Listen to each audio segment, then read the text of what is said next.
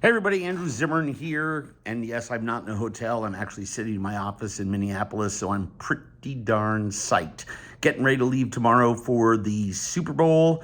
And that's going to be a really fun week representing Taste of the NFL and a lot of other of the nonprofits that I work for. Look for me Thursday morning on the CBS Morning News, and lots more as the week continues. It's going to be a really, really, really fun time.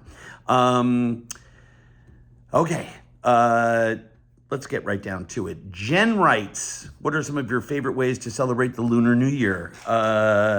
Happy Year of the Dragon, everyone. I love saying that every single time, only because also one of my favorite movies, but there's something about the Year of the Dragon that beats the Year of the Ox every time for me. Even though I am an ox, 1961, I'm an ox. But it's a very special Lunar New Year this year. So oftentimes I will sort of tie the food into whatever year it is. So for the dragon, that's things like prawns or other dragony looking animals. Obviously, if I had access to snake, I would be doing something with that. I was thinking all day about being back in Shanghai or in Guangzhou and going to some of my favorite congee places that this time of year always roll out a snake congee. They braise the snake meat and then put it in the congee. Eating an animal often infuses some of its superpowers into you in a lot of belief systems around the world, and so it's really fun to sort of play around with that. This year, and it's going to be a special treat. We're going to start early tonight. Since I'm away, and we're going to do shrimp and pork dumplings. Recipes are on my website if you're interested in doing it. I always make a longevity noodle of some kind, roll out, make a noodle as long as you possibly can.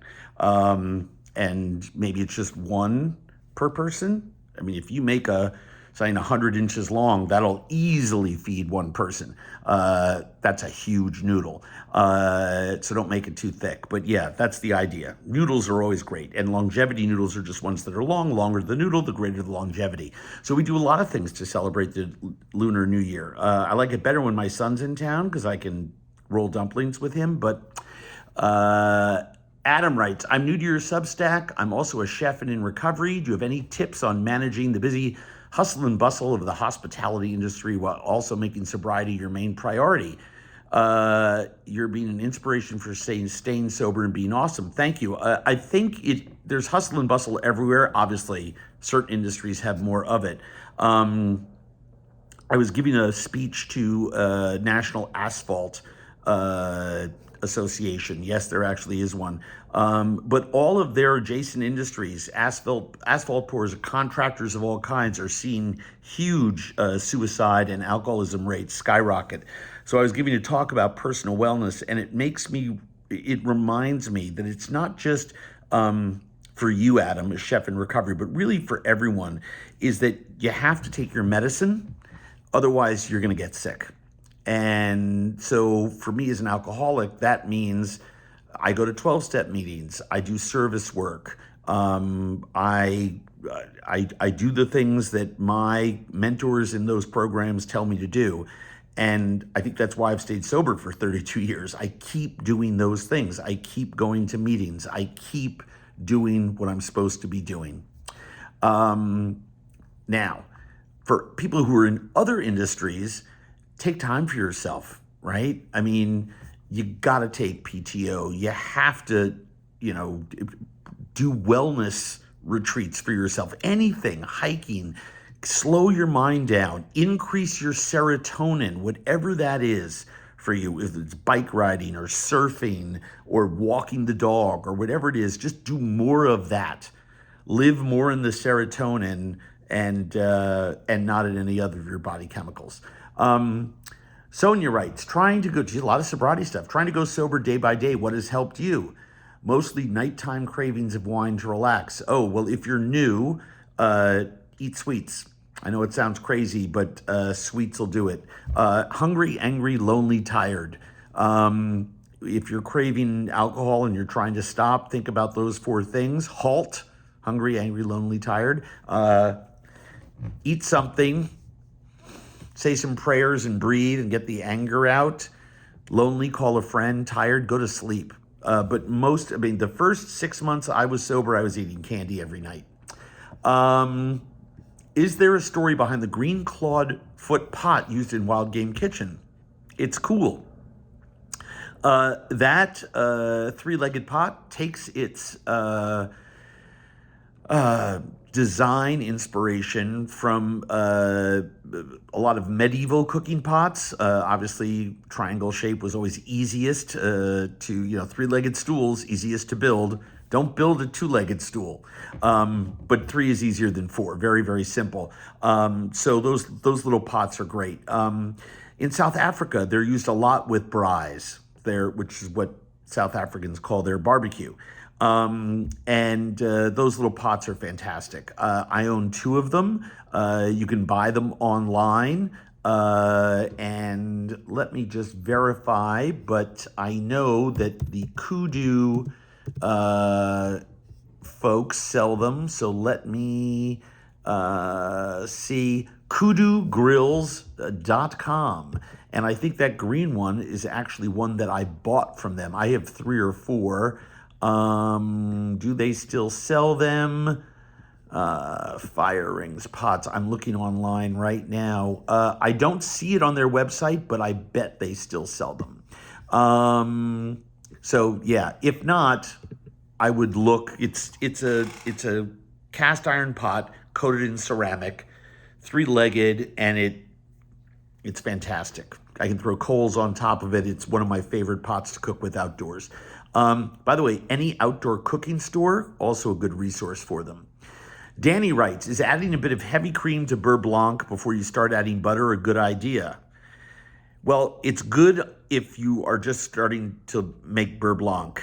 For those of you that don't know, if you're making a classic beurre blanc, which is a white wine butter sauce. You could flavor it you can take it in a million directions. But you take shallots and wine and maybe a sprig of thyme and just reduce that almost to a glaze. And then you mount cool butter in it. And it stabilizes as a sauce, and you're able to strain it and pour it over things. Now, you can obviously season it 100 different ways and make a curry beurre blanc, or a lemon beurre blanc, or a licorice beurre blanc, or whatever you want to do, vanilla beurre blanc. One of the tricks that chefs use is that when you have reduced it all the way, add like a tablespoon of cream, whisk that around over that very low flame, and then add your butter. And the reason is that adding the fat and the protein from the cream stabilizes the acid mixture, that reduced wine, so it makes it easier for the butter to be incorporated and not break. If I'm you, try it, just add a tablespoon, and then the next time go to 2 teaspoons and then a teaspoon, and just try to wean yourself off it. To me, it's a cleaner, less fatty tasting beurre blanc. But again, if you're making a curry saffron beurre blanc, which might be delicious for grilled fish, you're not going to taste the cream in there because of the curry. So, Mike, is there anything I can do with the greens from leeks besides stock? Yes, you can julienne them in threads, and high heat cook them, or long-term braise them and use them as an ingredient in soups and stews. The longer you braise them, like extreme high heat, blitz it, or cook it for a long time, soup or stew. Obviously, the tippy top is very fibrous, so that's why you want to cut it as thin as possible. But yes, or you can fry them. Start in cold oil, bring it up to 300, strain it, pull it out, heat the oil to 375, drop them in, and make them crispy little leek chips. Fantastic. Eileen says, any update on Family Dinner? I love that show. Family Dinner, I love that show too. Family Dinner is not being made anymore for the time being. We'll see if they want to order more, but so far, no. It's won awards, rated really well, but Magnolia is heading in a more defined direction. Well, really, discovery companies are heading in a more defined direction. So they want all food things on, because they own so many networks. They want all food things on food, all home things on home and garden, right? So you get the drift. So, but we'll be doing more shows like that soon, trust me. A lot of people like my Wendy's videos. Victor wrote, have you tried Wendy's spicy chicken sandwich or a Baconator? I don't even want to go near the Baconator. And yes, I've tried the spicy chicken sandwich, and it's fine, but I mean, there's other people who do. I go to a chicken sandwich specialist for chicken sandwiches. Pete said, I noticed you hold your burger upside down when you eat it. Is that a better way to eat a burger? No, it's just the way I picked it up and turned it to eat it because I was making a video. Brain Shroom writes, what's your favorite fast food burger? Not even close, Culver's.